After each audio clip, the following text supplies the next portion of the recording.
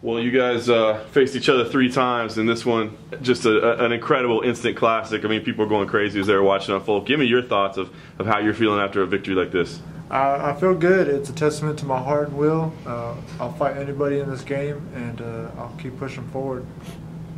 Give us an idea of what you were thinking as the fight was unfolding, because, I mean, here's a man in front of you, just blood spewing everywhere. It looked like it was literally like shooting forward at you at certain points in time. What were your thoughts? You know, I knew Girtz was going to be tough coming into this fight because, I mean, he trains with Justin Gaethje, and we just had a fight that I think tops old Gaethje's fight. So, I mean, I knew he was going to be tough coming into this one, and he did not disappoint. And but thank you to my team and everybody that helped me train. I pushed through and beat him. So. I mean, a win's a win, and it certainly sounds like you guys had a headbutt or something. I mean, you caused it. So, but was there any disappointment in the way the fight ended? Did you want to go out there and have that 3rd round, or do you say, hey, man, 10 minutes is enough after something like that? No. I never want the fight to be stopped like that. I wanted to go out and finish it. My coach, Alan Gray, he had me pumped up to go out there and take care of business for that 3rd round. And you know, honestly, I knew Brandon was going to be game, but I could also see him fading out. So I was ready to go in there and just do what I needed to do to finish him. You know, finish that cut, just get the knockout with that knee if I needed to. But unfortunately, they stopped it. But either way, I would have been ready.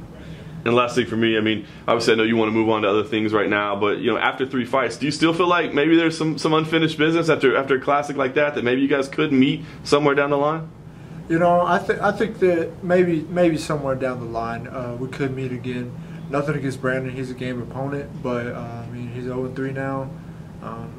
And I'm on a 4-fight win streak, and my goal is to become champion, and I have to keep fighting the top guys, and I can't just have these rubber mat. You know, can't go back and say, oh, I just want to fight Brandon for the fun of it, because I mean, it's not getting me closer to my goal. It's a fun fight for the fans, fun fight for me. I'll throw down any day, but I have to keep going after guys like Pitbull, Henderson, Primus, Chandler. I mean, we have to see how that unravels, and I just got to keep going to the top. But for tonight, it was a fun fight for the fans, and for me personally, I enjoyed just going in there and getting after it.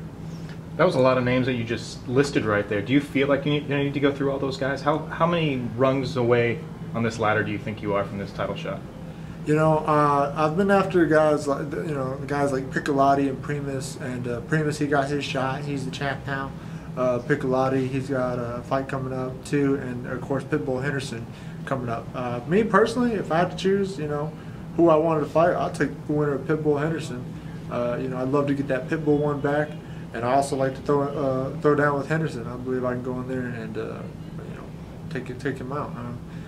You know, I believe I can beat anybody in the lightweight division because I mean, I want to be champion, and you know, nobody's going to stop me. How active do you feel like you need to be? Do you think you're going to be able to get another fight in before the end of this year? You know, if I'm healthy, yes, and if you know, if we can get it worked out, you know, possibly the Pitbull Henderson winner, yeah, I'll fight again before the end of the year. I love to stay active. I love to stay busy, but we'll see how it plays out. You know, I always want my opponents to be healthy. I never want an opponent to be weak or sick or anything. You know. When I fought Derek Anderson, he came overweight. I said, hey, don't cut any more weight. Just stay where you're at. Give me your 100%, and I'll fight you no matter how big you are. So we'll see how it plays out. But, yeah, I wouldn't mind another one before the end of the year. And, I mean, obviously the fight has just happened, so how could you really know? But did anything feel hurt on you? You walked in when you mentioned that surprisingly your hands didn't feel broken.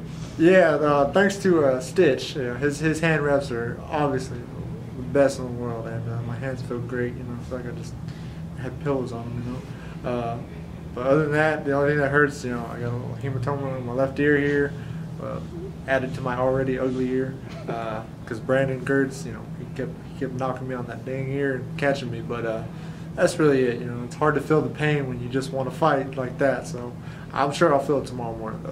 That's for sure.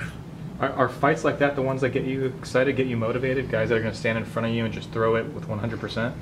Yeah, absolutely. I mean, I go in there to lay it on the line, and you know, I've done this long enough now that when I go in there, I can tell if a guy is going to go in there and do the same thing and lay it on the line.